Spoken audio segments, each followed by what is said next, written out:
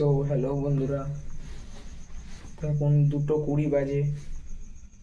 তো এখনো ঘুম ঠিকঠাক হচ্ছে না, ঘুমাতে পারছি না ঠিকঠাক করে, হেভি প্রবলেম হচ্ছে আজকে। আর এই হচ্ছে আমার নন্দী মহারাজ, দেখতেই পাচ্ছ। তো এরমভাবে শুয়ে রয়েছে এখন, আর তার মধ্যে যা মশার কামড় খাচ্ছি, বাপরে বাপ, ঘুম হচ্ছে না।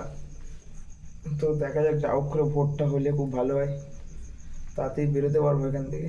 ভালো লাগছে না আর। তো এরকম সিচুয়েশান থেকেও বেরোতে হচ্ছে। ট্যুরটা শেষ হওয়ার আগে মুহূর্তে এরকম সিচুয়েশান পাবো কোনোদিনও ভাবিনি।